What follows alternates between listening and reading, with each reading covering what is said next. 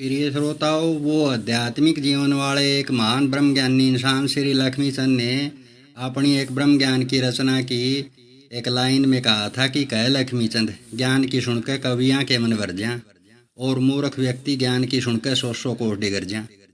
प्रिय श्रोताओं, श्री लक्ष्मीचंद द्वारा इस ब्रह्म ज्ञान की रचना की लाइन का अर्थ है कि ज्ञान की बातों को सुनकर कवियों के मन को तृप्ति हो जाती है। यानी कि प्रिय श्रोताओं, यहाँ पर श्री लक्ष्मीचंद ने समझदार लोगों को कवियों की संज्ञा दी है। यानी कि प्रिय श्रोताओं, ज्ञान की बातों को सुनकर समझदार लोगों के मन की तृप्ति हो जाती है, यानी कि पेटा भराई हो जाती है, यानी कि संतुष्टि हो जाती है। और प्रिय श्रोताओं, श्री लक्ष्मीचंद ने आगे कहा है कि मूर्ख व्यक्ति ज्ञान की सुनकर सौ सौ कोस डिगर जाएं। प्रिय श्रोताओं, श्री लक्ष्मीचंद द्वारा कही गई इस लाइन का अर्थ है कि मूर्ख व्यक्ति ज्ञान की बातों को सुनकर सौ कोस दूर भाग जाता है। यानी कि प्रिय श्रोताओं, श्री लक्ष्मीचंद द्वारा यहाँ पर कहने का तात्पर्य यह है कि मूर्ख व्यक्ति ज्ञान की बातों से सौ कोस दूर ही रहता है। अब प्रिय श्रोताओं, आप लोगों में से कुछ सज्जन और समझदार लोग ये सोच रहे होंगे कि श्री लक्ष्मीचंद की ये रचना यहाँ पर बताने का मेरा क्या उद्देश्य है। तो प्रिय श्रोताओं, समझदार और सज्जन लोगों की जानकारी के लिए बता दूं कि श्री लक्ष्मीचंद द्वारा रचित ये रचना मैंने यहाँ पर इसीलिए बताई है क्योंकि प्रिय श्रोताओं, कुछ लोग ऐसे हैं जो कि इस चैनल पर आकर 1 मिनट का भी वीडियो नहीं सुनते और वीडियो को डिसलाइक करके अपने मन की भड़ास निकाल कर चले जाते हैं, यानी नाच न जाने आंगन टेढ़ा।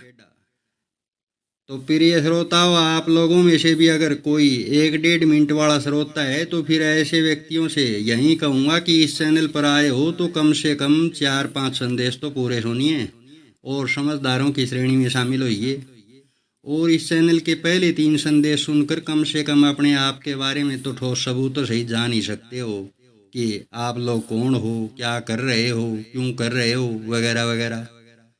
बहरहाल प्रिय श्रोताओं, अब मैं आज के संदेश में ये रहस्य बताऊंगा कि देवी सीता कौन थी और देवी मंदोदरी कौन थी और देवी रुक्मिणी कौन थी और देवी सुभद्रा कौन थी और देवी द्रौपदी कौन थी और देवी राधा रानी कौन थी और देवी अहिल्या कौन थी और देवी भानुमति कौन थी और देवी सरस्वती कौन है और देवी लक्ष्मी कौन है और देवी पार्वती कौन है। प्रिय श्रोताओं, अब ये रहस्य जान लो कि अभी अभी मैंने जिन देवियों के नाम बताए हैं, इन देवियों का वजूद कैसे बनता है। प्रिय श्रोताओं, इन सभी देवियों का असल रहस्य समझने के लिए सबसे पहले आप लोगों की जानकारी के लिए बता दूं कि रामायण और महाभारत के ग्रंथों के सभी किरदार आध्यात्मिक जीवन के अलग अलग रास्ते हैं। और प्रिय श्रोताओं, आप लोगों की जानकारी के लिए बता दूं कि ये सभी रास्ते अवतारी या फिर महाअवतारी इंसानों के आध्यात्मिक जीवन के अलग अलग रास्ते हैं। यानी कि सभी बड़े इंसानों के आध्यात्मिक जीवन के अलग अलग रास्ते हैं। प्रिय श्रोताओं, आप लोगों को अच्छे से समझने के लिए बता दूं कि आध्यात्मिक जीवन में कुल 487 रास्ते हैं, जिनमें 360 रास्ते कृपाचार्य जैसे गुरुओं के चेलों के और 114 रास्ते द्रोणाचार्य जैसे गुरु के चेले के और बाकी के रास्ते ऐसे हैं जिनमें डायरेक्ट ईश्वर के ही किसी एक रूप को आध्यात्मिक गुरु और आराध्य देव बनाकर भवसागर से पार लगा जा सकता है। प्रिय श्रोताओं, आप लोगों की जानकारी के लिए बता दूं कि अवतारी या फिर महाअवतारी इंसान के लिए आध्यात्मिक जीवन में 2 तरह का सिस्टम होता है और ये 2 तरह का सिस्टम है 20 और 21 वाला सिस्टम। और प्रिय श्रोताओं, कोई भी अवतारी या फिर महाअवतारी इंसान अपनी मनमर्जी से 21 वाले सिस्टम का खेल भी खेल सकता है। और इसके अलावा कोई भी अवतारी या फिर महाअवतारी इंसान द्रोणाचार्य जैसे गुरु को छोड़कर किसी कृपाचार्य जैसे गुरु को अपना गुरु बनाकर 20-20 वाले सिस्टम का खेल भी खेल सकता है। यानी कि प्रिय श्रोताओं, अवतारी या फिर महाअवतारी इंसान के लिए दोनों ऑप्शन खुले रहते हैं। और प्रिय श्रोताओं, आप लोगों की जानकारी के लिए बता दूं कि प्रत्येक अवतारी या फिर महाअवतारी इंसान को द्रोणाचार्य जैसे गुरु से ही आध्यात्मिक जीवन दिलवाया जाता है। और प्रिय श्रोताओं, द्रोणाचार्य जैसे गुरु के चेले के आध्यात्मिक जीवन में 21-21 वाले सिस्टम में 114 चक्कर, यानी कि 114 रास्ते होते हैं। और प्रिय श्रोताओं, महाभारत नामक ग्रंथ में ये केवल कुछ किरदारों को छोड़कर ये जितने भी किरदार बताए गए हैं, ये सभी किरदार 114 रास्तों के ही अलग अलग किरदार हैं। और प्रिय श्रोताओं, आप लोगों के अच्छे से समझने के लिए बता दूं कि ये महाभारत नामक ग्रंथ के जितने भी किरदार हैं, ये सभी किरदार आध्यात्मिक जीवन के 21-21 वाले खेल के किरदार हैं। और प्रिय श्रोताओं, वैसे तो ये रहस्य मैं पिछले कई संदेशों में बता चुका हूँ, लेकिन नए श्रोताओं की जानकारी के लिए एक रहस्यमयी बात फिर से बता दूं कि महाभारत के ये जितने भी किरदार हैं, ये सभी किरदार एक ही इंसान के अलग अलग किरदार हैं। प्रिय श्रोताओं, आप लोगों को अच्छे से समझ में आ जाए इसलिए उदाहरण के तौर पर बता दूं कि अवतारी या फिर महाअवतारी इंसान ही सबसे पहले कर्ण का रूप बनता है। प्रिय श्रोताओं, मैंने इस महाभारत के खेल में कर्ण को इतनी प्राथमिकता क्यों दी है, ये रहस्य जानने के लिए आप लोग इस चैनल का यानी कि बर्बरीक पर बनाया गया संदेश एक बार ज़रूर सुनिए। बहुत कुछ ऐसा जानोगे जिसकी कभी सपने में भी कल्पना नहीं की होगी। और प्रिय श्रोताओं, आध्यात्मिक गुरु से आध्यात्मिक जीवन मिलने के बाद कर्ण अगर चाहे तो युधिष्ठिर बन सकता है, और कर्ण अगर चाहे तो भीम बनने वाले रास्ते पर चल सकता है, और कर्ण अगर चाहे तो अर्जुन बनने वाले रास्ते पर चल सकता है, और कर्ण अगर चाहे तो फिर सुयोधन बनने वाले रास्ते पर चल सकता है, कर्ण अगर चाहे तो फिर अश्वत्थामा बनने वाले रास्ते पर चल सकता है, और कर्ण अगर चाहे तो फिर भीष्म बनने वाले रास्ते पर चल सकता है, और कर्ण अगर चाहे तो फिर दुशासन बनने वाले रास्ते पर चल सकता है, और कर्ण अगर चाहे तो फिर बर्बरीक वाला रास्ता भी चुन सकता है, और कर्ण अगर चाहे तो फिर कृष्ण बनने वाला रास्ता भी चुन सकता है, और कर्ण अगर चाहे तो फिर शिवजी बनने वाला रास्ता भी चुन सकता है, और कर्ण अगर चाहे तो फिर नारायण हरि विष्णु या फिर 16 कला संपन्न श्री कृष्णचंद्र नारायण हरि का रूप भी बन सकता है। प्रिय श्रोताओं, मेरे द्वारा कहने का तात्पर्य यह है कि कोई भी अवतारी या फिर महाअवतारी इंसान द्रोणाचार्य जैसे गुरु से आध्यात्मिक जीवन मिलने के बाद ध्रुव भगत वाले रास्ते को छोड़कर बाकी के किसी भी देवता का रूप बन सकता है।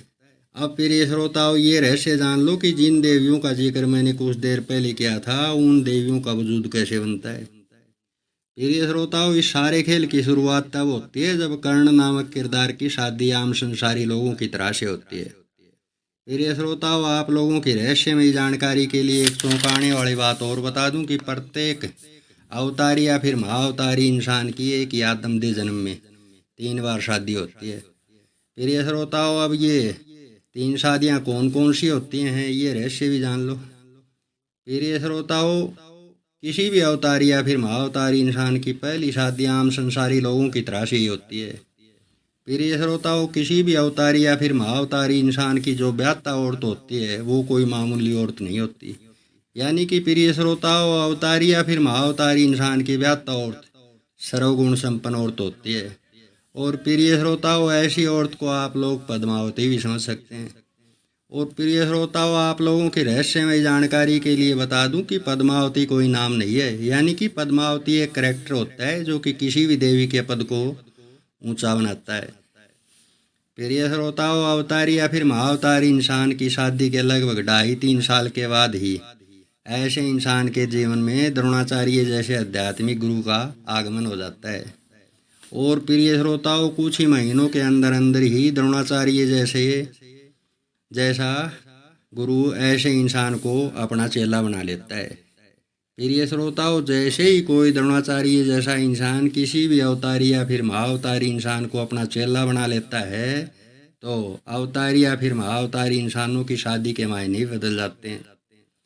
प्रिय श्रोताओं, आप लोगों की अद्भुत जानकारी के लिए बता दूं कि ऐसे इंसान के जीवन में द्रोणाचार्य जैसे गुरु के आगमन के बाद ही कोई भी अवतारी या फिर महाअवतारी इंसान कर्ण का रूप बनता है। प्रिय श्रोताओं, इस प्रकार के जीवन में कर्ण नामक किरदार 13 जीवन व्यतीत करता है। यानी कि जब अपने द्रोणाचार्य जैसे गुरु के पास होता है तो फिर ऐसा इंसान कर्ण के रूप में होता है। और जब ऐसा इंसान जब कोई कार्य कर रहा होता है तो उस वक्त ऐसा इंसान विश्वकर्मा के रूप में होता है। और जब ऐसा इंसान अपने घर पर अपने बाल बच्चों के साथ होता है, उस वक्त ऐसा इंसान श्री कृष्ण के रूप में होता है। और प्रिय श्रोताओं, जब ऐसे इंसान का जब पूरे दिन में जब इस प्रकार से करैक्टर चेंज होता है, तो ऐसे इंसान के साथ साथ ऐसे इंसान की भार्या बनी, यानी कि पत्नी बनी रानी पद्मावती का करैक्टर भी चेंज होता रहता है। अब प्रिय श्रोताओं, ये रहस्य समझ लो कि ऐसे इंसान की भार्या का करैक्टर 24 घंटों के अंदर कैसे चेंज होता है। प्रिय श्रोताओं, जब कोई भी अवतारी इंसान जब कर्ण के रोल में होता है, तो फिर ऐसे इंसान की पत्नी पद्मावती बन जाती है। और प्रिय श्रोताओं, जब ऐसा इंसान जब विश्वकर्मा बन जाता है, उस वक्त ऐसे इंसान की पत्नी राधा रानी बन जाती है। और प्रिय श्रोताओं, ऐसा इंसान जब श्री कृष्ण के रूप में होता है, तब ऐसे इंसान की पत्नी रुक्मणी बन जाती है। यानी कि प्रिय श्रोताओं, किसी भी अवतार या फिर महाअवतारी इंसान का करैक्टर चेंज होता है, तो फिर उसके साथ साथ उसकी व्याता औरत का भी किरदार चेंज हो जाता है। प्रिय श्रोताओं, एक बार फिर से कह रहा हूँ कि गीता और ग्रंथों में लिखी गई मन गढ़ंत बातों पर मत जाइए। बस मेरे द्वारा बताए जाने वाला ठोस सबूतों सहित ज्ञान सुनते रहिए। गीता और ग्रंथों का सारा रहस्य सिंपल भाषा में ठोस सबूतों सहित आईने की तरह से आगे रख रहा हूँ, इसलिए संदेश को पूरा सुनिए। अभी बहुत सा मसाला वाक्य है। अब प्रिय श्रोताओं, इस कर्ण और पद्मावती के आगे की कहानी सुनो। प्रिय श्रोताओं, द्रोणाचार्य जैसे गुरु के सागिन्य में रहते हुए जब कर्ण नामक किरदार को 8-9 वर्ष हो जाते हैं, तब इसी कर्ण नामक किरदार के द्वारा अपने द्रोणाचार्य जैसे गुरु के लिए एक नए आश्रम का निर्माण भी करवाना पड़ता है। और प्रिय श्रोताओं, जैसे ही ये कर्ण नामक किरदार अपने द्रोणाचार्य जैसे आध्यात्मिक गुरु के लिए नए आश्रम का निर्माण पूरा करवाता है, यानी कि प्रिय श्रोताओं, नए आश्रम का निर्माण पूरा होते ही द्रोणाचार्य जैसा गुरु अपने चेले कर्ण का प्रमोशन कर देता है और कर्ण जैसे इंसान को 32 वाले जीवन से 33 वाले जीवन में प्रवेश करवा देता है। यानी कि प्रिय श्रोताओं, आध्यात्मिक जीवन के बड़े खेल 21 वाले खेल का हिस्सा बना देता है। प्रिय श्रोताओं, 33 वाले जीवन में प्रवेश करने के बाद कर्ण जैसा अवतारी या फिर महाअवतारी इंसान पूरे ब्रह्मांड के सारे देवताओं में से किसी भी देवता का रूप बन सकता है। यानी कि आध्यात्मिक जीवन के 487 रास्तों में से ऐसा इंसान किसी भी रास्ते को चुनकर किसी भी देव का रूप बन सकता है। और प्रिय श्रोताओं, जब कर्ण का प्रमोशन हो जाता है, तो फिर कर्ण के साथ साथ उसकी व्याता औरत का भी प्रमोशन हो जाता है। अब प्रिय श्रोताओं, ये रहस्य भी समझ लो कि रानी पद्मावती का प्रमोशन होने के बाद किस किस देवी का रूप बन जाती है। प्रिय श्रोताओं, आप लोग इस रहस्य को और ज़्यादा अच्छे से जान जाएं, इसलिए मैं अब कुछ उदाहरण रखकर ही महाभारत नामक ग्रंथ में बताई गई देवियों का असल रहस्य बताऊंगा कि ये देवियां कौन हैं और इन देवियों का असल सत्य क्या है। प्रिय श्रोताओं, द्रोणाचार्य जैसे आध्यात्मिक गुरु से आध्यात्मिक जीवन मिलने के बाद कुछ ही महीनों के बाद प्रत्येक अवतारी या फिर महाअवतारी इंसान आध्यात्मिक जीवन के अलग अलग रास्तों का एक्सपेरिमेंट कर करके देखता रहता है। प्रिय श्रोताओं, मैंने भी आध्यात्मिक जीवन मिलने के बाद बहुत से रास्तों का एक्सपेरिमेंट करके देखा है। अब प्रिय श्रोताओं, मेरे द्वारा एक्सपेरिमेंट करके देखे गए आध्यात्मिक जीवन के कुछ रास्तों में से ही मैं कुछ रास्तों का वृत्तांत सुनाऊंगा, इसलिए ध्यान से सुनना। प्रिय श्रोताओं, कोई भी अवतारी या फिर महाअवतारी इंसान अगर आध्यात्मिक जीवन मिलने के बाद नारायण हरि विष्णु का रूप बनता है, तो फिर ऐसे इंसान की पत्नी लक्ष्मी का रूप बन जाती है। और मान लो कि ऐसा इंसान अगर शिव जी का रूप बनता है, तो फिर ऐसे इंसान की पत्नी देवी पार्वती का रूप बन जाती है। और मान लो कि ऐसा इंसान अगर कृष्ण का रूप बनता है, तो फिर ऐसे इंसान की पत्नी रुक्मणी का रूप बन जाती है। और प्रिय श्रोताओं, मान लो कि ऐसा इंसान अगर अर्जुन का रूप बनता है, तो फिर ऐसे इंसान की पत्नी देवी सुभद्रा और देवी द्रौपदी दोनों का रूप बन जाती है। यानी कि कभी सुभद्रा तो कभी द्रौपदी बन जाती है। प्रिय श्रोताओं, अब मैं आप लोगों को द्रौपदी शब्द की असल परिभाषा बताता हूँ। प्रिय श्रोताओं, द्रौपदी शब्द की असल परिभाषा है दोगली औरत, यानी कि कभी अपने वर के फेवर में तो कभी परम शिव जी जैसे कुटीचर और कुकर्मी के फेवर में। प्रिय श्रोताओं, इसका मतलब ये कतई नहीं है कि देवी द्रौपदी अपने चरित्र से गिरी हुई औरत होती है। नहीं प्रिय श्रोताओं, ग्रंथों में ये रहस्य कोरा झूठ लिखा गया है कि द्रौपदी 5 इंसानों की पत्नी थी। प्रिय श्रोताओं, द्रौपदी तो एक ही अवतारी या फिर महाअवतारी इंसान की भार्या होती है। कैसे होती है ये रहस्य आप लोग इसी संदेश को पूरा सुनोगे तो जान भी जाओगे कि द्रौपदी को कुछ ढोंगी बाबा महाराज लोगों ने 5 इंसानों की पत्नी क्यों कहा था। प्रिय श्रोताओं, इस संदेश में एक बात और कहूँगा कि कोई भी ढोंगी बाबा महाराज अगर ये कहता है कि द्रौपदी 5 इंसानों की पत्नी थी, तो फिर ऐसे ढोंगी बाबा महाराज लोगों को मेरा खुला चैलेंज है कि मेरे सामने आकर साबित करके दिखाएं कि द्रौपदी 5 इंसानों की पत्नी कैसे थी। प्रिय श्रोताओं, द्रोणाचार्य जैसे आध्यात्मिक गुरु से आध्यात्मिक जीवन मिलने के कुछ ही महीनों के बाद जब मैं आध्यात्मिक जीवन के अलग अलग रास्तों का एक्सपेरिमेंट कर करके देख रहा था, उस वक्त मैं भी प्रतिदिन ईश्वरीय सत्य जानकर आश्चर्यचकित होता जा रहा था। अब प्रिय श्रोताओं, कुछ और किरदारों के बारे में जान लो। प्रिय श्रोताओं, अगर कोई भी अवतारी या फिर महाअवतारी इंसान धृतराष्ट्र बताए गए रास्ते पर चलता है, तो फिर ऐसे इंसान की पत्नी स्वतः ही गंधारी का किरदार बन जाती है। और प्रिय श्रोताओं, मान लो कि कोई भी अवतारी या फिर महाअवतारी इंसान युधिष्ठिर बनने वाले रास्ते यानी कि गणेश जी बनने वाले रास्ते पर चलता है, तो फिर यही सुभद्रा देवी रिद्धि और द्रौपदी दोनों का रूप बन जाती है। यानी कि कभी रिद्धि का रूप तो कभी द्रौपदी का रूप। और प्रिय श्रोताओं, मान लो कि कोई ऐसा इंसान अगर सुयोधन का रूप बनता है, तो फिर यही द्रौपदी भानुमति का रूप बन जाती है। प्रिय श्रोताओं, ये तो हो गए द्रोणाचार्य जैसे गुरु के चेले के आध्यात्मिक जीवन के केवल कुछ रास्तों का वर्णन। अब प्रिय श्रोताओं, ये रहस्य समझ लो कि सीता और मंदोदरी का क्या रहस्य था। प्रिय श्रोताओं, जब कोई भी अवतारी या फिर महाअवतारी इंसान अगर अपने द्रोणाचार्य जैसे गुरु के चरणों में प्रणाम करता है, तो फिर स्वतः ही ऐसे इंसान के लिए द्रोणाचार्य जैसा गुरु ही कृपाचार्य जैसे गुरु का रूप बन जाता है। और प्रिय श्रोताओं, ये रहस्य मैं इस चैनल के भाग 17वें संदेश में पहले से ही विस्तार से बता चुका हूँ कि द्रोणाचार्य जैसा गुरु ही अकेला 12 सूर्य का रूप होता है। यानी कि 12 पात्र आध्यात्मिक गुरुओं का रूप एक ही इंसान द्रोणाचार्य जैसा इंसान होता है। अब प्रिय श्रोताओं, मैं उसी विषय पर आता हूँ। प्रिय श्रोताओं, अगर कोई भी अवतारी या फिर महाअवतारी इंसान अगर अपने द्रोणाचार्य जैसे गुरु के चरणों में प्रणाम करता है, तो फिर ऐसा इंसान बाबा हनुमान का रूप बन जाता है। प्रिय श्रोताओं, आप लोगों की रहस्यमय जानकारी के लिए बता दूं कि किसी भी पात्र आध्यात्मिक गुरु के चरण राम का रूप होते हैं। प्रिय श्रोताओं, जब ऐसा इंसान बाबा हनुमान का रूप बन जाता है, तो फिर ऐसे इंसान की पत्नी कोई होती ही नहीं। यानी कि प्रिय श्रोताओं, आध्यात्मिक जीवन में हनुमान कंवारा रह जाता है। और प्रिय श्रोताओं, अगर ऐसा इंसान अगर अपने द्रोणाचार्य जैसे गुरु के पहले जन्म को यानी कि रामचंद्र रूप को अपना आध्यात्मिक गुरु मानकर अगर ऐसा इंसान भगवान राम की भक्ति करता है, तो फिर ऐसा इंसान राम का रूप बन जाता है और उसकी पत्नी देवी सीता का रूप बन जाती है। और प्रिय श्रोताओं, अगर ऐसा इंसान मान लो कि रावण बनने वाले रास्ते पर एक्सपेरिमेंट करके देखता है, तो फिर ऐसे इंसान की पत्नी सीता के बजाय मंदोदरी बन जाती है। यानी कि सीता और मंदोदरी एक ही थी।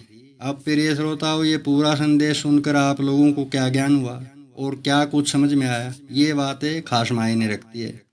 प्रिय श्रोताओं, सीधी सी बात है, इस पूरे प्रकरण को जानने में ज़्यादा कुछ दिमाग पर जोर देने की तो ज़रूरत ही नहीं है। प्रिय श्रोताओं, ये रामायण और महाभारत की अवतारी या फिर महाअवतारी इंसान के आध्यात्मिक जीवन के अलग अलग रास्तों की गाथा है। प्रिय श्रोताओं, ये रामायण और महाभारत की अवतारी या फिर महाअवतारी इंसान के आध्यात्मिक जीवन के अलग अलग रास्तों की गाथा है और एक ही इंसान और उसकी व्याता औरत और उसके बाल बच्चों के जीवन की गाथा है। इसके अलावा और कुछ भी नहीं है। प्रिय श्रोताओं, आप लोग इस संदेश की रहस्यमय बातों को सुनकर ठोस सबूतों सहित ये रहस्य भी जान गए कि रामायण और महाभारत जैसे ग्रंथों में केवल और केवल अवतारी या फिर महाअवतारी इंसान के आध्यात्मिक जीवन के अलग अलग रास्तों का वर्णन किया गया है और इस रहस्य को सुनकर आप लोग ये रहस्य भी अच्छे से जान गए होंगे कि थंबनेल के शीर्षक पर दर्शाई गई देवियों का वजूद कैसे बनता है। और प्रिय श्रोताओं, इस रहस्य को सुनकर आप लोग ये रहस्य भी जान गए होंगे कि रामायण के अलग अलग किरदारों और महाभारत के अलग अलग किरदारों की आपस में कोई लड़ाई थी ही नहीं। यानी कि किरदार तो एक ही था, फिर एक किरदार इतने रूप एक साथ बनाकर कैसे लड़ सकता है। और प्रिय श्रोताओं, इसके साथ साथ आप लोग ये रहस्य भी जान गए कि जब किसी अवतारी या फिर महाअवतारी इंसान का रूप बदलता है तो फिर ऐसे इंसान के साथ साथ उसकी व्यात्ता औरत का रूप भी बदलता है। और प्रिय श्रोताओं, सच्ची बात तो ये है कि आज तक अपने पूरे जीवन काल में कोई भी अवतारी या फिर महाअवतारी इंसान राक्षसों वाला या फिर धृतराष्ट्र या फिर एकलव्य या फिर भीष्म या फिर दुशासन या फिर कुंभकर्ण या फिर सुयोधन या फिर कोई और किसी भी प्रकार का राक्षस बताया गया किरदार न तो कभी बना है न ही कभी बनेगा। प्रिय श्रोताओं, ये रहस्य मैं इसी चैनल के पिछले 2 संदेशों में विस्तार से बता चुका हूँ कि अवतारी या फिर महाअवतारी इंसान परम शिव जी से भी ज़्यादा पावरफुल इंसान होता है। यानी कि सारे देवताओं से भी ज़्यादा पावरफुल इंसान होता है। और ऐसा इंसान अपनी मनमर्जी का इंसान होता है। जैसा कि एक फिल्मी गाना गोविंदा पर फिल्माया गया था और उस गाने के बोल थे, मैं चाहे ये करूं, मैं चाहे वो करूं, मेरी मर्जी। प्रिय श्रोताओं, ऐसा इंसान दूसरी सबसे बड़ी माया का रूप होता है। यानी कि अवतारी या फिर महाअवतारी इंसान मायावी इंसान होता है। प्रिय श्रोताओं, जब ऐसा इंसान जब खुद ही सुपर पावर का रूप होता है तो फिर ऐसा इंसान किसी भी देवता की दाब में क्यों रहेगा, यानी किसी देवता की दाब क्यों मानेगा। प्रिय श्रोताओं, ये संदेश अब काफ़ी बड़ा बन चुका है। अगले संदेश में ये रहस्य बताऊंगा कि हनुमान जी की पूंछ में आग लगने का असल सच क्या था। प्रिय श्रोताओं, संदेश के आखिर में यही कहूँगा कि इस चैनल के संदेशों को लाइक किया करो और अपने यार दोस्तों के पास भी शेयर करो ताकि ग्रंथों में लिखे गए कोरे झूठ के गपेड़ों की असल सच्चाई बाकी के लोग भी जान सकें।